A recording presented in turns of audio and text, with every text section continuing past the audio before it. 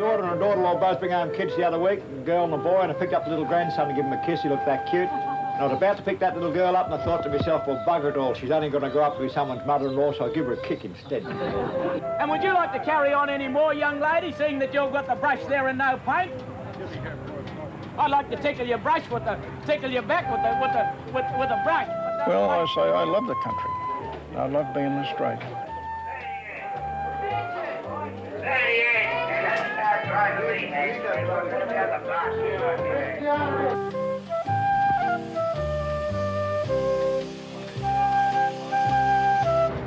When the revolution comes, we get all the landlords and we'll shoot the bastards.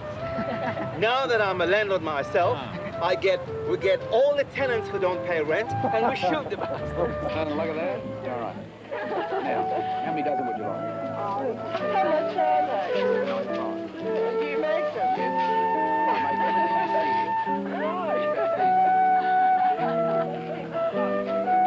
King's Cross? I only was there once. Big old brave lad went for a walk down King's Cross.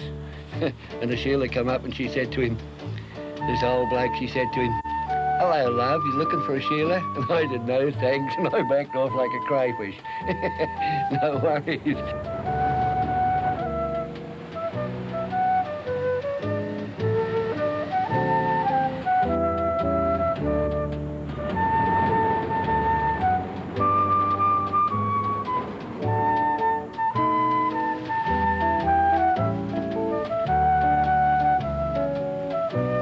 G'day.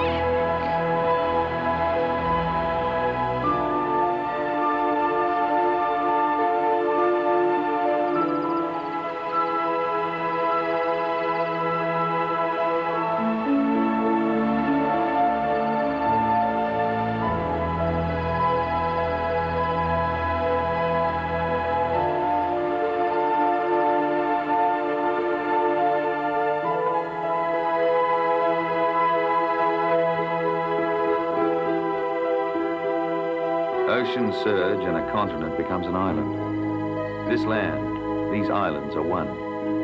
Its mystery is traceable. For now it's apart, exposed, worn, ever-changing.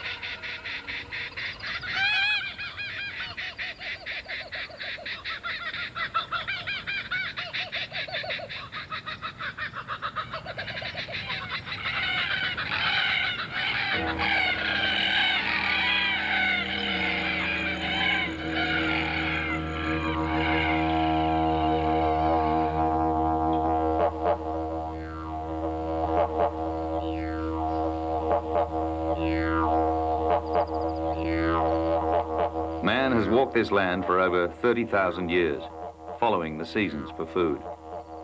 This land is history for the Aboriginal.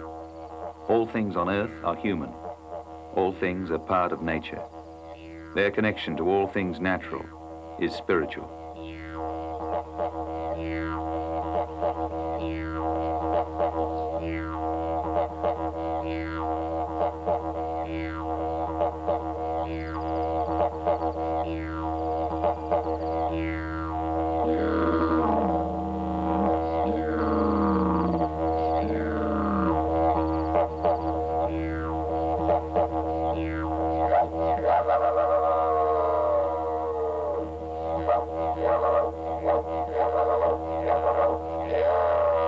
The didgeridoo. This sound stick is a piece of timber hollowed out by termites.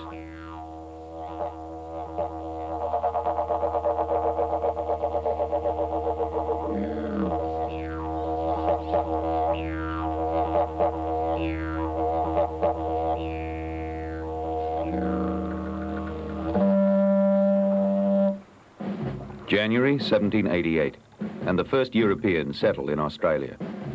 The population grows by over 1,100 men, women and children. 700 were convicts, transported from England for mainly petty crimes. They had endured one of the most gruesome voyages ever undertaken by man. 265 days from Portsmouth to what was to become Sydney. This colony of thieves was no pretty place. Its ragged, half-starved convict population was brutalized by often drunken jailers who dreamt of distant England.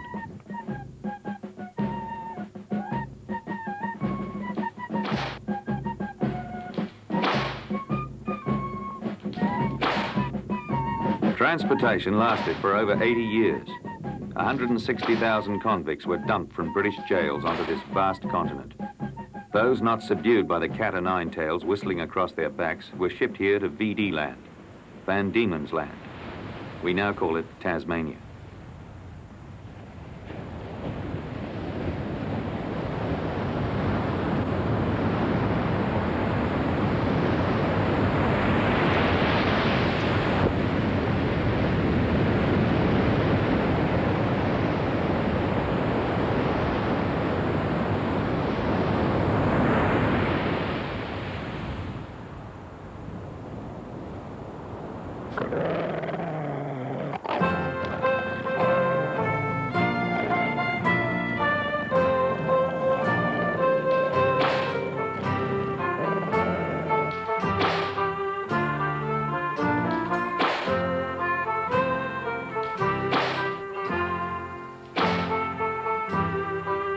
Port Arthur is serene today, but it was here that convict murdered convict and ran to the gallows smiling, for they had finally escaped Port Arthur.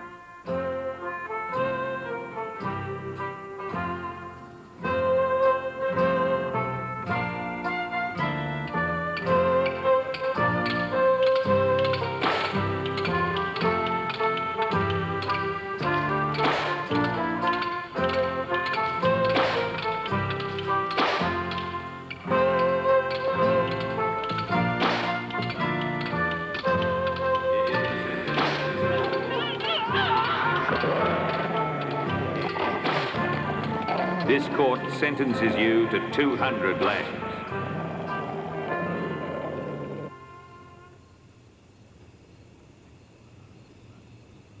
The conditions were harsh, but as they slaved, mateship began. To survive, you had to have a mate, just somebody to say good day to.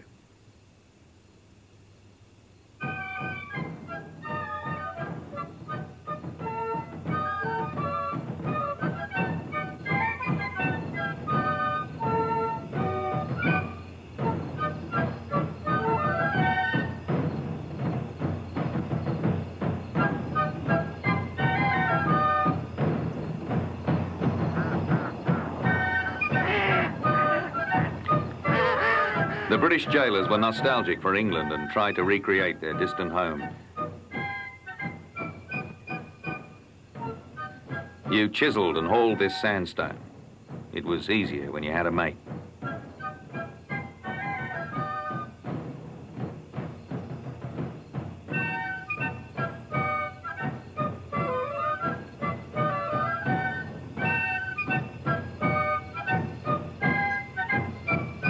Free settlers were arriving and moving inland with their ever-growing flocks of sheep.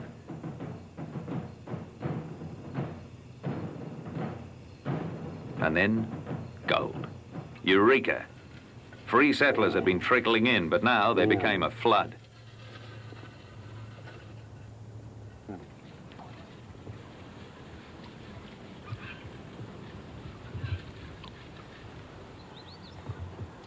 There's one big bugger somewhere around in the dish. There. You get the gold another way by doing this.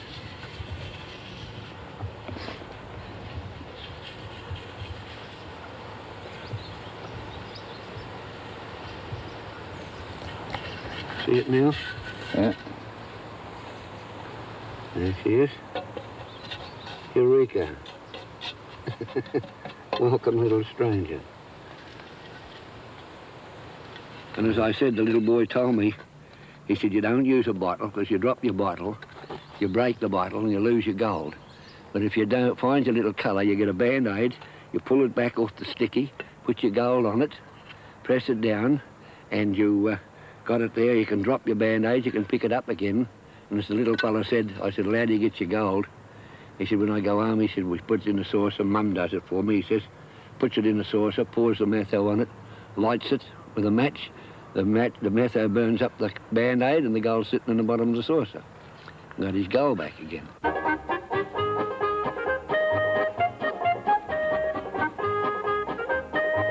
This man, Paddy Hanrahan, is credited with discovering the Golden Mile in Kalgoorlie. This was the 1890s and Australians rushed to the western goldfields. The population jumped from 250 to 15,000 people in 18 months.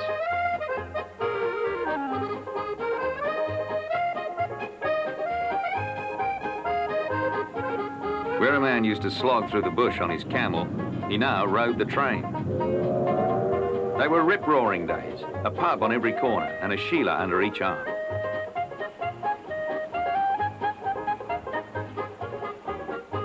The size of a town was measured by the number of pubs.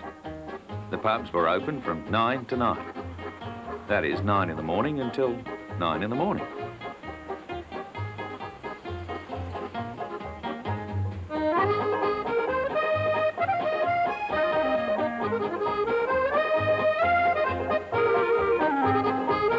Gold, grog, women and gambling. It's still the same today.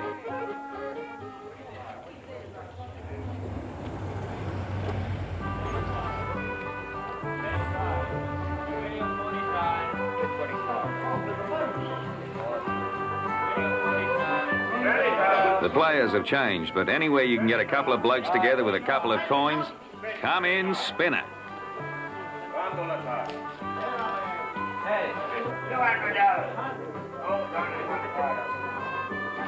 The game is called two-up. It's simple. Take 2 coins, place them on a piece of wood and throw them up in the air. You bet on the heads or the tails. Give me 50 on the heads.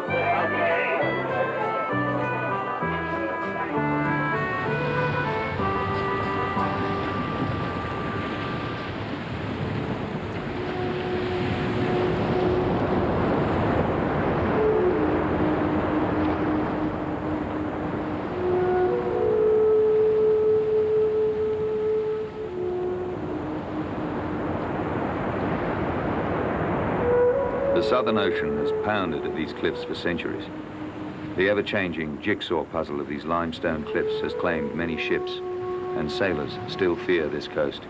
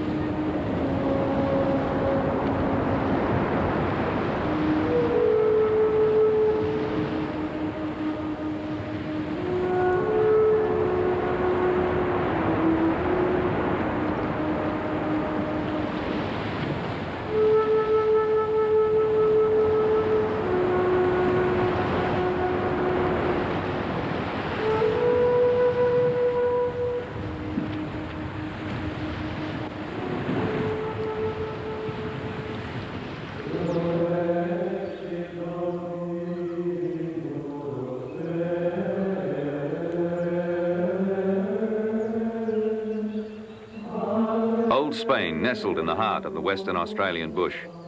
In 1846, Don Rosendo Salvado, a Benedictine, arrived in Western Australia from Rome and began to build.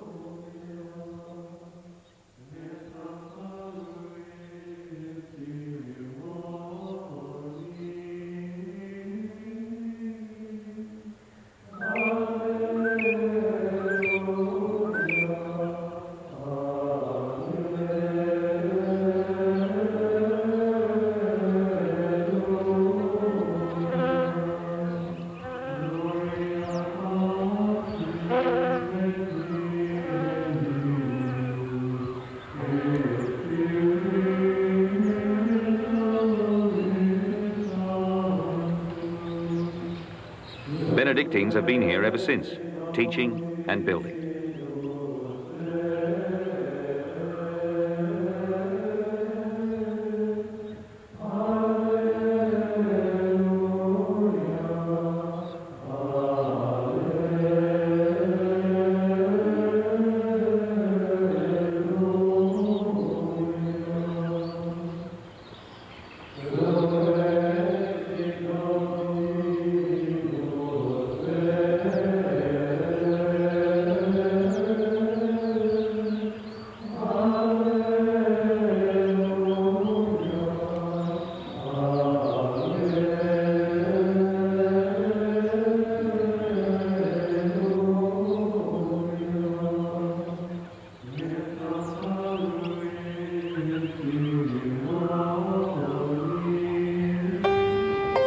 German Lutherans, Silesians, escaping religious persecution in their homeland, stood in wonder on first sighting this valley. They could not believe such a land existed on Earth.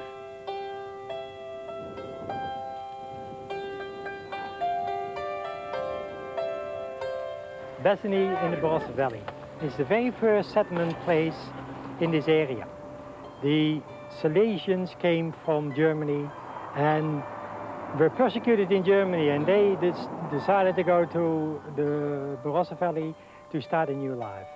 And here in this little tiny village is it where the Silesians settled down. You find that this area is the original area as it was in 1843. The land is still divided in the Hoefnungsstyle. All the land is split up in small, tiny, but long segments of land.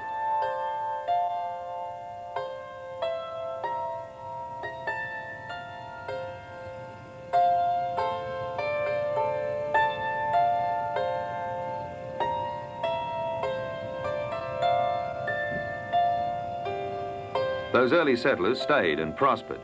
Generations of their descendants have seen this valley's wine become world-renowned.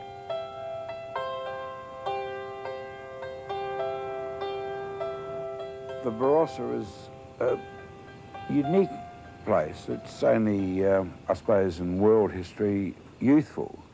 As far as I'm concerned, it's very old because I'm fifth generation Barossan.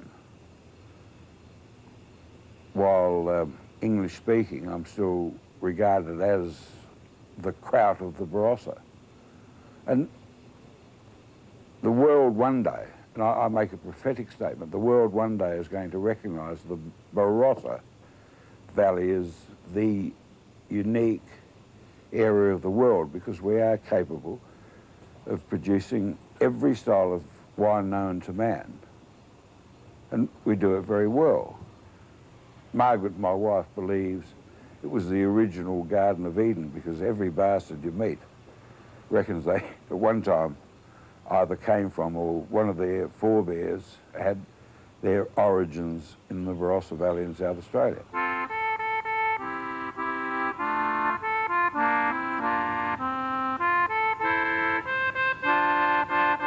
Wangaratta, Cocklebiddy, Woomera, Mataranka, Wagga Wagga, Birdsville, Maroochydore.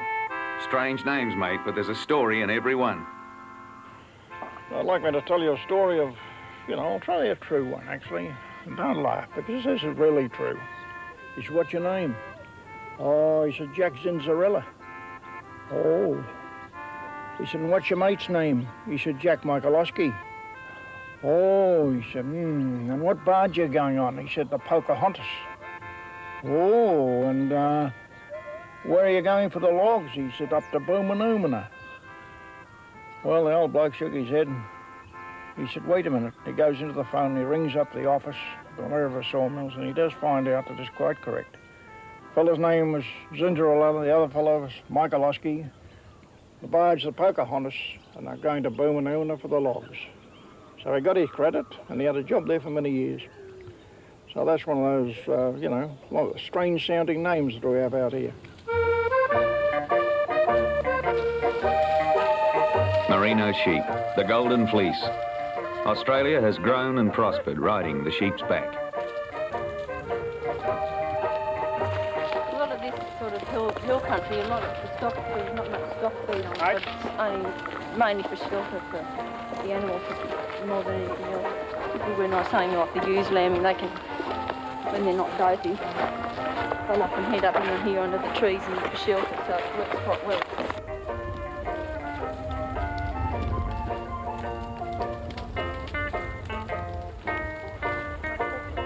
I still have kangaroos, but they're healthy ones instead of overrun and poor and wretched, because they're very prone to disease.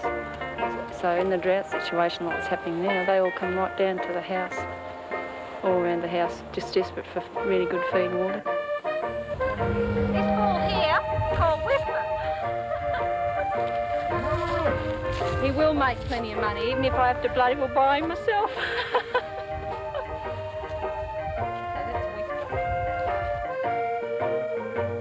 Gillaroos and jackaroos, shearers and cockies, the people of this land of contrasts. She's a beaut, she's a twist, she's a curl. Sydney is always she. She's vulgar, she's sophisticated. Find her as you will.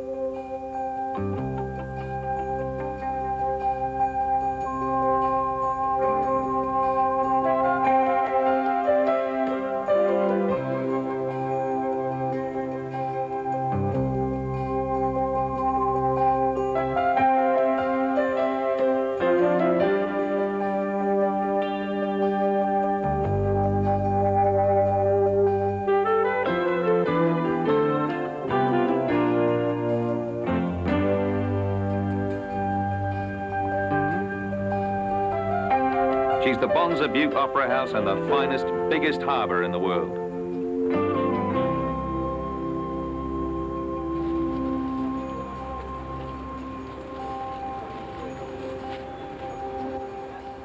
You know, mate, words were just meant to be shorter. Vegetables had to become veggie, beautiful butte, university, uni, and good day, g'day. But give us a box on which to stand and we'll talk on and on forever. What happened? You're a half-caste Aborigine. Well, where is it? You are. Where? You're half-caste. Where is it? Come over here and find out where. How did you get that assessment? Look, I've seen enough Aborigines in my time to know that you're He's seen enough Aborigines.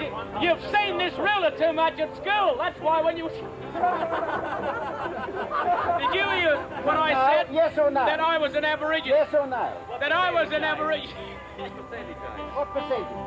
that I was an Aborigine. You're half caste? What are you? Caste? What do you identify as in this land? I'm an Australian. All right. You're an Australian, I'm an Aborigine. You're an Australian, I'm an Aborigine. I've got a lovely brown body here. And it's used to this land, permanent resident in this land, you are still entitled to a dove.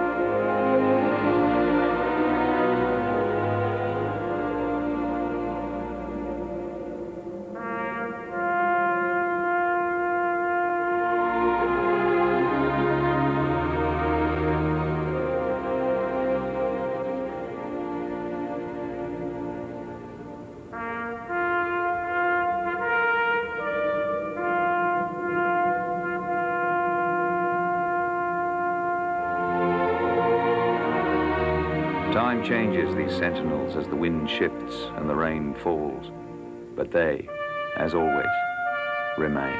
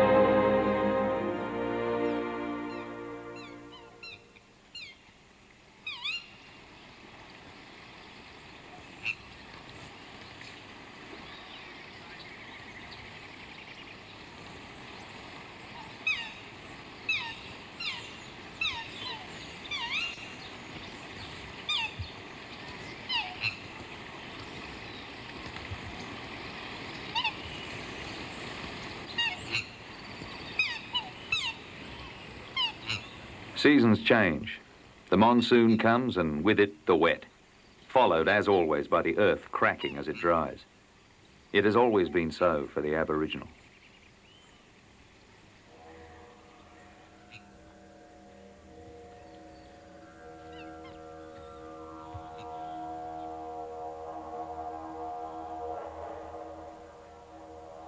Their story is the land. It is written in sacred places, dreaming places that cannot change.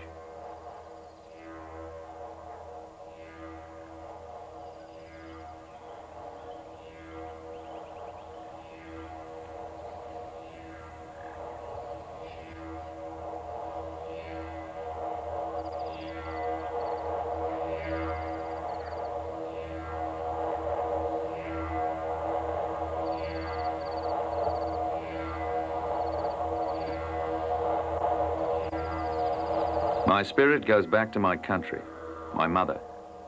I belong to this earth, and the earth will stay with us forever.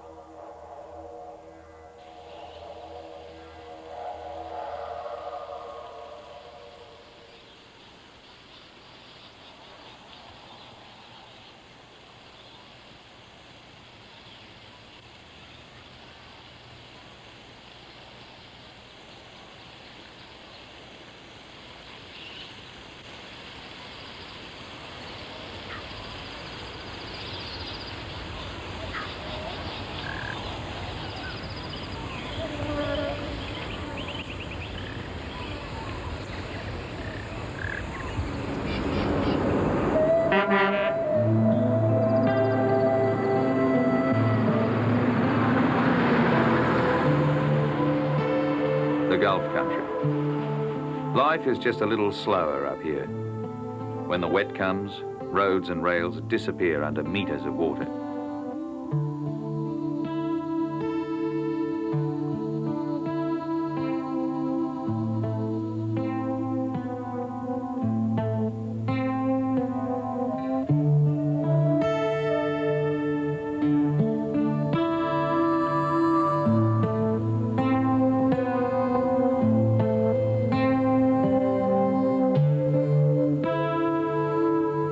It's about 160 kilometers to Croydon from here, and Croydon, well, she's just a little bigger town, but not much. Anyway, once a week the Gulflander makes the run to Croydon.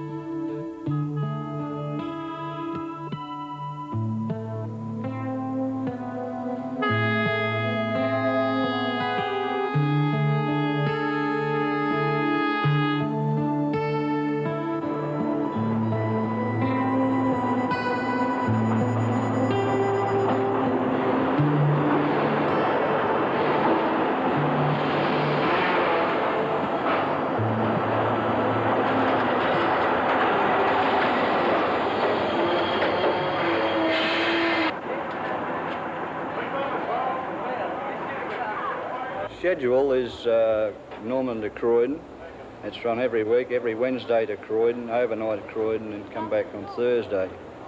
It's a 4-hour trip. We depart 8:30 and arrive back at 12:30, providing everything goes all right. Oh, a lady from Cairns, yes. So I'd just taken up when I came up last August, and going along, had a busload of tourists on and thoroughly enjoying themselves, so I thought, and got a tap on the shoulder from a gentleman and said, "Excuse me, mate," he said, "I've got a lady locked herself in the toilet and she's got claustrophobia." So that was big panic stations, and it's pull the train up and go and get the keys and open the toolbox and then go out and pull the lock off the door, much to the relief of the poor woman that was locked inside. And I said to her, "Dear, I want a photo of you." I said, "You're my first catastrophe since I come back up here." Talk about 'em above characters in the outback. Meet 'em as you're travelling through the bush. Or you find 'em in the scrubber, they're a-drinking. They're drinking in the pub, and if you don't watch out, you finish up a member of the Characters Club. Oh, talk about 'em above characters in the outback. Meet 'em as you're travelling through the bush. Others bagmen, shearers, drovers, cooks, and I reckon you could write 1,000 books in the outback of Australia. I asked an old Aboriginal bloke why they called him Gallopin' Jack. He told me a buffalo chased him one day on the Jim Jim track.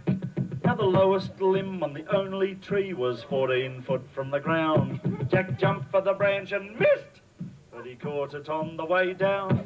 I'll talk about 'em above characters in the outback. Meet 'em as you're travelling through the bush. Oh, the Oracle says now, listen to me, and Machine Gun Billy says, out to be in the outback of Australia. Got a Chinese mate up in Darwin by the name of Eddie Kwong. We call him the Yellow Peril, and that's why he's in this song. Now Kwongy says that he never eats rice, fair enough I suppose. He said, I only ever had one bowl, and look what happened to me eyes and me nose. I'll talk about 'em above characters in the outback. You meet 'em as you're travelling through the bush. There's the Singapore Amp and Disaster Dick, and the old born loser can't take a trick in the outback of Australia. Ba-da-da-da-da.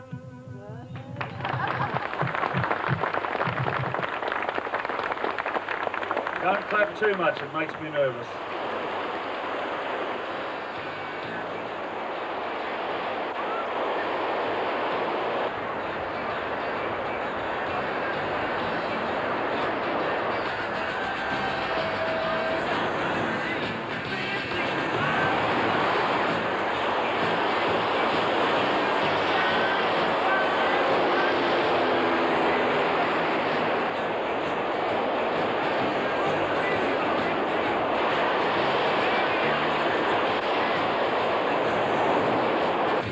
John, this is the greatest country in the world, in my opinion, and the people, well, you're running across them all the time.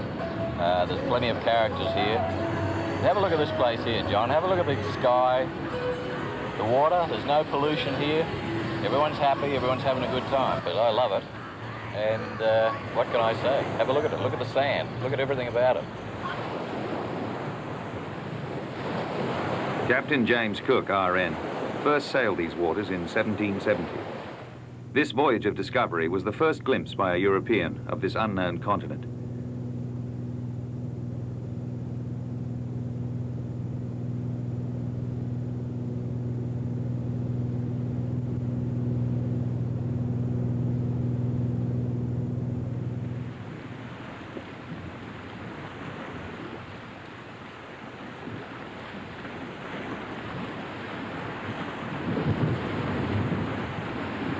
It's changed a lot since Cook's ship, the Endeavour, ran aground here, in the labyrinth that is the Great Barrier Reef.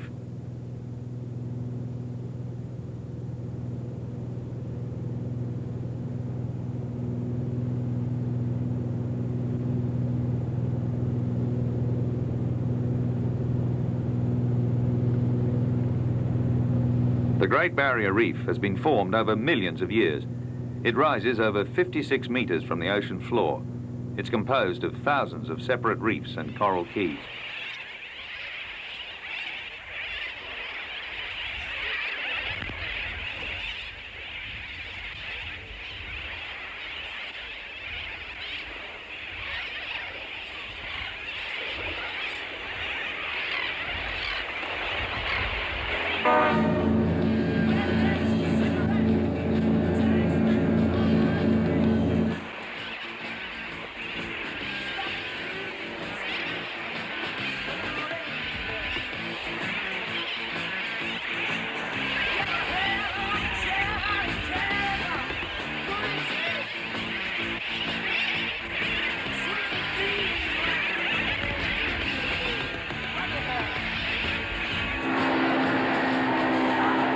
At least 350 species of coral make up the reef. They grow in millions of different forms and colours, forming a kaleidoscope within a sun-drenched sea. Here predators come by, they can shoot straight in. These are brilliant blue ones. They're sapphire damselfish.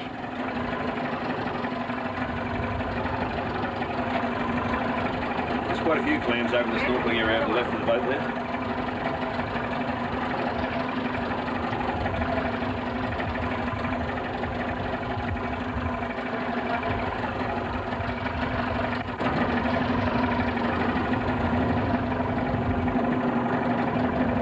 Down there as well. You get quite a few different colours in the mantle. You get a green, a brown, almost a bluey purpley colour.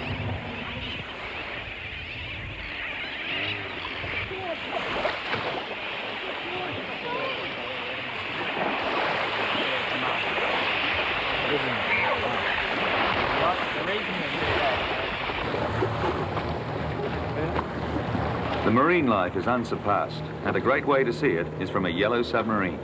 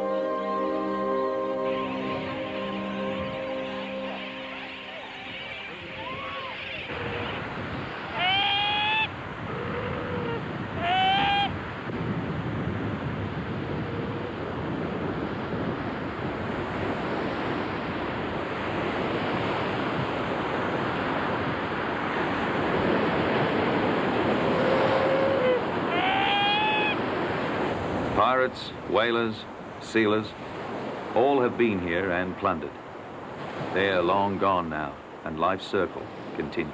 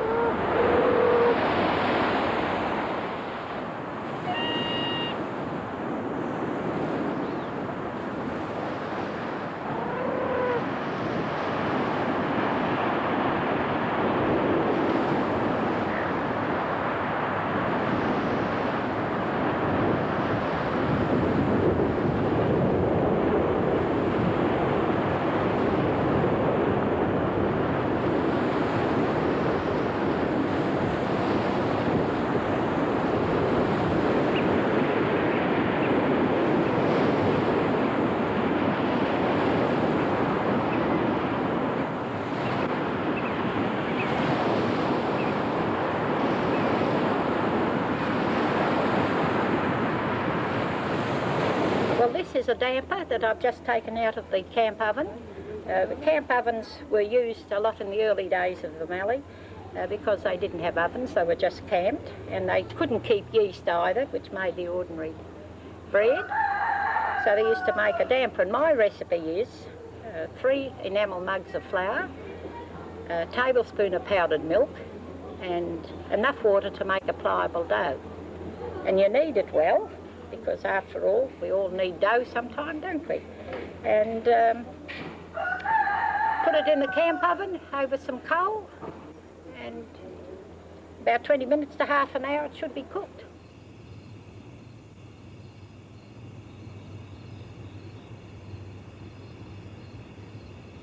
Volcanoes created this place. Their aging walls still surround it. Dawn, a new day. Some awaken,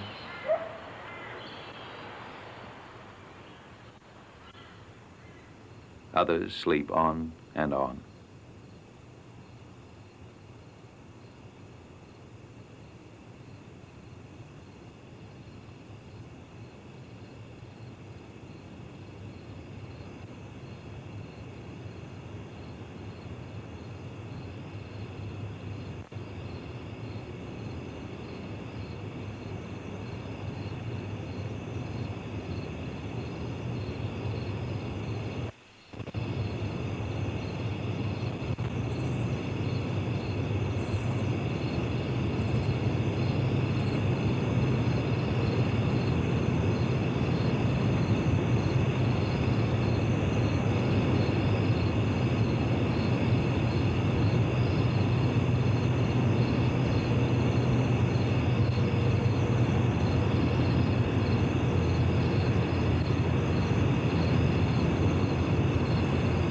Saltwater crocodiles are very much ambush feeders and they're opportunistic feeders. They get up to an enormous size, and potentially they can reach an adult size of twice the length of the animals in here and maybe 3 times their weight.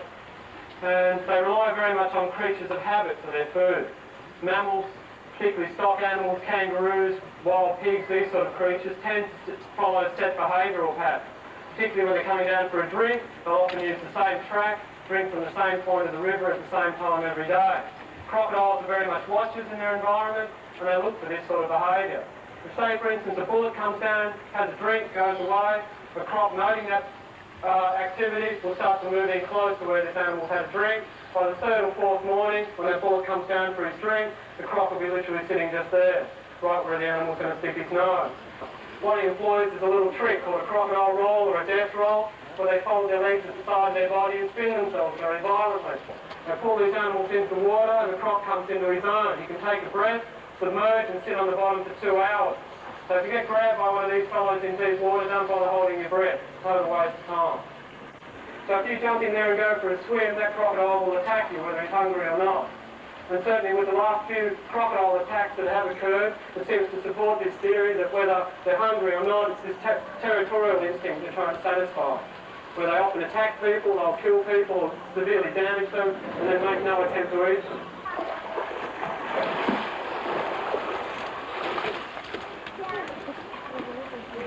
They've got tremendous conversion rates for the small amount of food that they eat. You can imagine for such big animals, they would require large amounts of food. They only require very little. Only need about a kilo and a half a week to keep them in the condition that they're in. And this is because they convert 50% of everything they eat into body weight. So when they stick food behind their jaws and in the base of their tail is where they store it.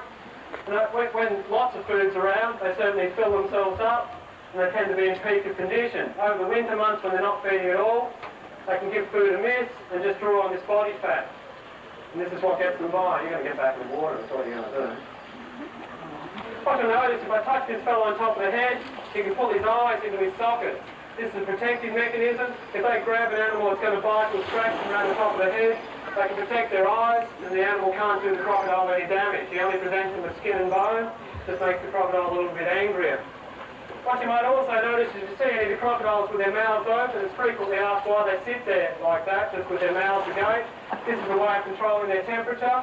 Their skin doesn't tend to allow warmth to penetrate very readily, whereas those soft membranes in their mouth, they can certainly absorb sunlight, or they can cool themselves by entering the water and just allowing water to be exposed to their mouth.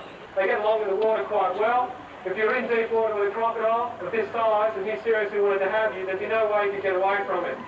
Out on land, they get along fairly well indeed. They get along at about 25 kilometres an hour, but any one of you here could run that fast if you got one of these fellas after you, I can assure you, no problems at all.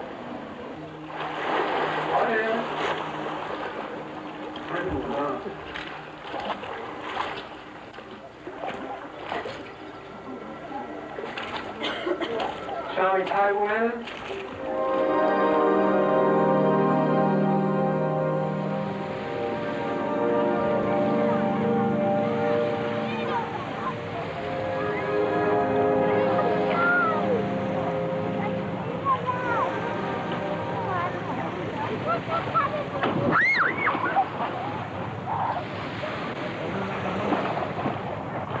Say good day to Nick, Crooked Fin, Beautiful and Harlequin. These and other wild dolphins have been coming into this beach for over 20 years. Sometimes they'll bring fish for you.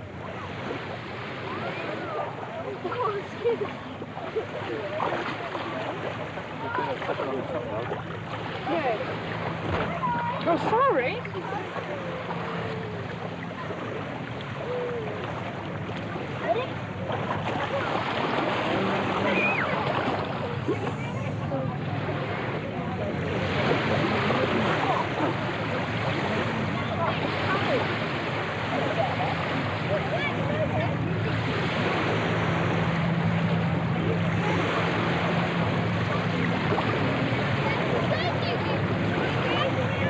Look out!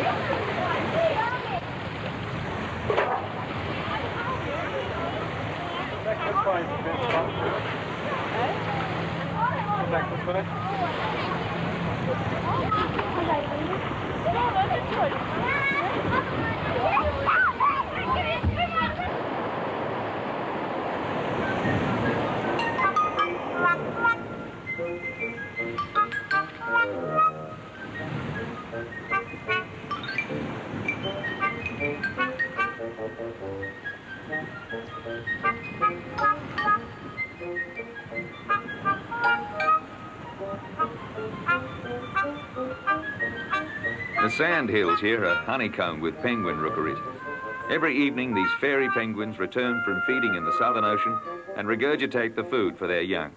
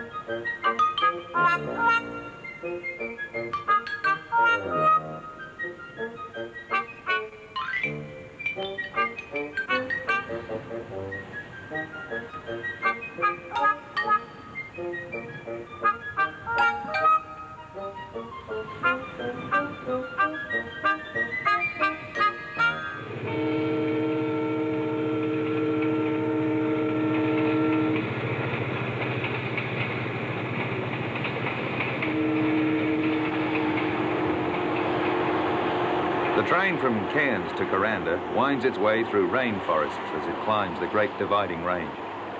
But in Tasmania, welcome aboard the Bushmill Mountain Railway, one of the great little railways of the world. You're required on the phone. Up there? Yeah. Right. You're probably going to tell me I need another carriage, I reckon. They might too. Okay. Well, I'm on my way.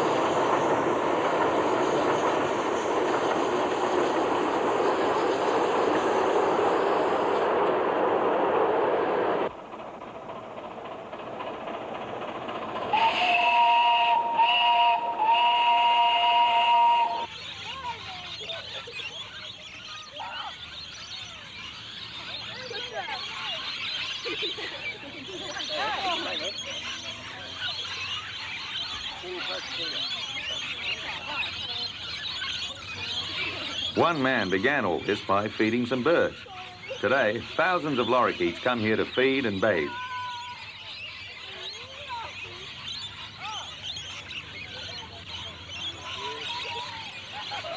And thousands of people come here to feed them.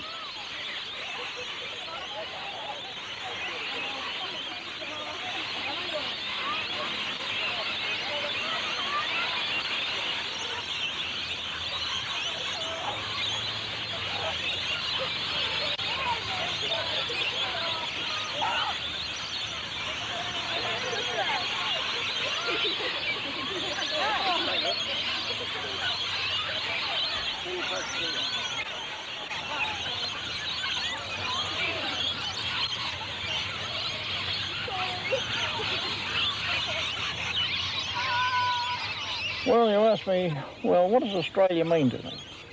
Well, perhaps taking it off the top of your head, it's not so easy to say, but it does mean a lot. I was born here. I was born to love the rivers and the country that I've worked and lived in. I love the Australian way and the people I've worked with. Mates, too, that I went to war with and fought with. We have a sort of comradeship here in Australia, and I think it's unique. We'll always have a fight between ourselves, but we'll always band together if someone attacks us. So if you've got a couple of mates and you're getting a blow, you needn't look around to see if someone's going to come and help you. They'll be there through thick and thin. Then, of course, there's the climate. We have so much variance in Australia, so various types of climate. We have the snow-capped mountains, we have the great rivers, the lakes. We have the tropical area right up north. We have the mild area down here where I am now. Well, I say I love the country. And I love being Australian. I think if I'd have been anything else, I would have missed out unless I migrated here and got to love it that way.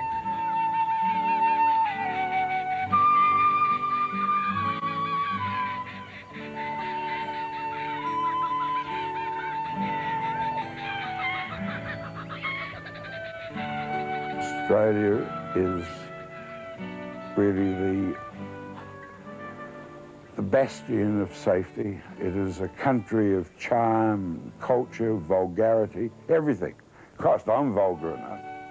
But it is just a beautiful, beautiful country where you can look out. If I look out here at nights, I see the Southern Cross.